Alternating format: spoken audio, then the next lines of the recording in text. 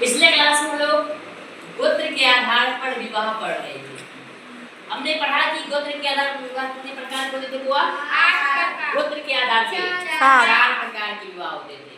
अंतर विवाह, बहिर विवाह, बहुपति विवाह और बहुपत्नी विवाह। ये किसके आधार पे था पढ़े?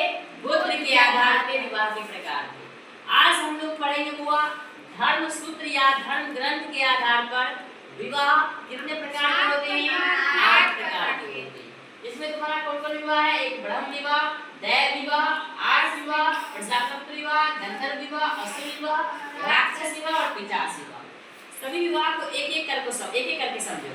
सबसे पहले आता है हुआ ब्रह्म विवाह। इस ब्रह्म विवाह में क्या होता था कि वर और वधू दोनों पक्ष आपस में सहमति से शादी करते थे, वही विवाह क्या विवाह कहलाता था? ब्रह्म विवाह। और आजकल यही विवाह होता है ना बुआ?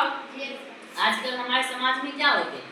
वर के पापा और वधू के पापा दोनों आपस में सहमति होते हैं, पहले सहमति होके तब वर वधू का शादी होता है, वो विवाह कौन विवाह कहलाता है?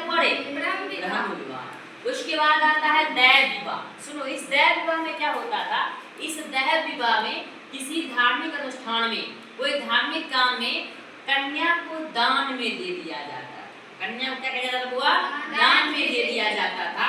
तो यही विवाह क्या कहलाता था? दैव विवाह कहलाता था। समझ में आया? 3 नंबर में आता है बुआ आर्ष विवाह। आर्ष विवाह में क्या होता था? वर पक्ष से एक जोड़ी गाय और बैल, क्या क्या हुआ? एक जोड़ी गाय और बैल लेता था, तब वधू के पिता उस वर से क्या करता था? विवाह करता था। तो वो विवाह क्या कहलाता था? आर्ष विवाह कहलाता था। उसके बाद आता है प्रजापति विवाह। इस प्रजापति विवाह में क्या होता था बुआ रे कि वर वधू के बिना सहमति के, कन्या के बिना सहमति के उसका शादी जो है ना अभिजात वर्ग से कर दिया जाता था। किस वर्ग से बुआ? अभिजात। अब समझो अभिजात वर्ग क्या होता है? अभिजात वर्ग कुलीन वर्ग को कहा जाता था, जिसके पास धन होता था, संपत्ति होता था, ऐसे वर्गों से कर दिया जाता था कन्या के बिना सहमति के। तो वो विवाह कौन विवाह कहलाता था? प्रजापति विवाह कहलाता था। उसके बाद आया गंधर्व विवाह। इस गंधर्व विवाह में क्या होता था बुआ? वर और वधू के गार्जियन के सहमति के बिना वर वधू बिना किसी रीति रिवाज के शादी कर लेता था, तो वही विवाह क्या कहलाता था? गंधर्व विवाह। आज के समय में इस विवाह को कौन विवाह कहोगे? बड़े बाप के शादी करना, वही बता, बिना किसी रीति रिवाज के, माँ बाप के सहमति के बिना बगैर किसी रीति रिवाज के शादी कर लेना कौन विवाह कहलाता था? गंधर्व विवाह कहलाता था। उसके बाद है असुर विवाह। कन्या को खरीद कर विवाह करना कौन विवाह कहलाता था? असुर विवाह।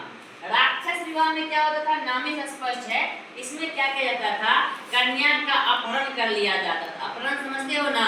हाँ, किडनैप कर लिया जाता था। कन्या को किडनैप करके अपहरण करके उससे शादी कर लिया जाता था। यही विवाह कौन विवाह कहलाता था?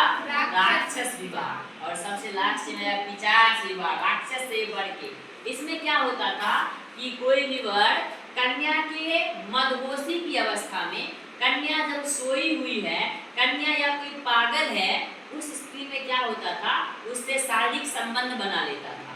शारीरिक संबंध बनाने के बाद उससे शादी करता था। यही विवाह क्या कहलाता था? बोले पिशाच विवाह। इस प्रकार हम लोग पढ़े कि धर्म सूत्र और धर्म ग्रंथ के आधार पर विवाह कितने प्रकार के?